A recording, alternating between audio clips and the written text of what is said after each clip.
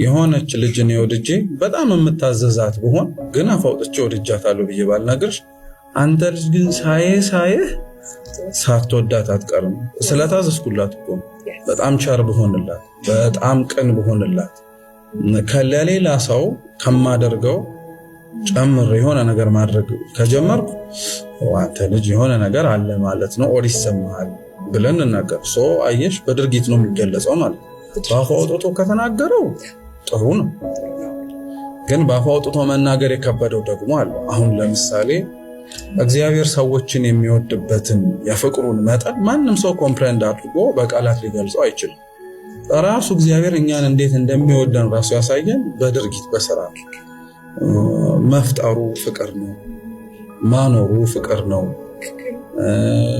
ማቆየቱ ማኖር ኤግዚስት ማድረግ ነው ብለን እንኳን ብንገልጠው ማቆየቱ ደግሞ እንድንኖር መፍቀዱ፣ እንድንተነፍስ፣ እንድንንቀሳቀስ። ምክንያቱም አብዛኞቻችን እንደተደረገልን ፍቅር የምንመልሰው ግብረ መልስ የመውደድ መስሎ ስለማይታይ እና ስላልሆነም ጭምር አንሌስ ኦልቲሜት የሆነ ያንን ሁሉ ሸፍኖ ሊሸከም የሚችል ፍቅር ከሌለ በቀር የሆነ ሰው መሰበሩ አይቀርም። እሱ ግን በመፍጠር በማኖር በማንቀሳቀስ በመጨረሻ ደግሞ እንደኛ ደግሞ አስተምሮ ከሆነ ሰው እስከመሆን ደረጃ ምንም ሊያስገድደው የሚችል ነገር ስለሌለ ነው።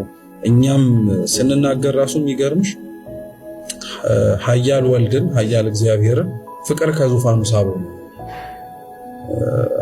ያንን የሆነውን መዝሙራይዚንግ የሆነውን እኛ እንኳን በሚሄድበት የምንለውን ዓለም ወደዚህ ትቶት የወረደበት ምክንያት ፍቅር። ያን ማንም ሰው ኮምፕሌንት ሊያደርገው አይችልም፣ በቃል ሊገልጸው አይችልም፣ ግን በስራ እናውቀዋለን። በቃ በስራው አየነው፣ ሲወለድ አየነው፣ ሲያድግ አየነው፣ ሲጠመቅ ይሄ ሁሉ ለኛ ብሎ አደረገው። መጨረሻ ላይ ደግሞ ምን ብሎ አጠነከረው መሰለሽ?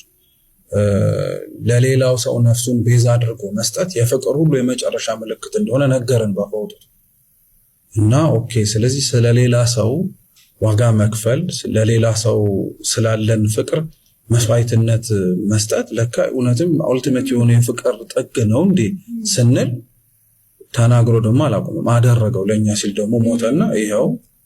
ስለዚህ ሰው የሆነ ፍቅርን ዲፋይን ሊያደርገው የሚችለው በንግግሩ በሚገልጻቸው በጣም ውብ በሆኑ ቃላቶች ብቻ አይደለም፣ በተግባር ውብ የሆኑ ቃላቶች በጣም ብዙ አሉ አይደል? ፍቅር የተገለጠባቸው በጣም በቃ በተለይ በዓለም ጸሐፊያንም በመንፈሳዊው ዓለምን ባሉ ደራሲያን ጸሐፊያን ማለት ፍቅር እንደዚህ ሊገለጥ ይችላል እንዴ እስከምንል ድረስ እኛ እንኳን ለሌሎች ፍቅር እንዳለን መግለጫ መንገድ አድርገን እስከምንጠቀመው ድረስ ግን ያ ተግባር ሊሆን አይችልም።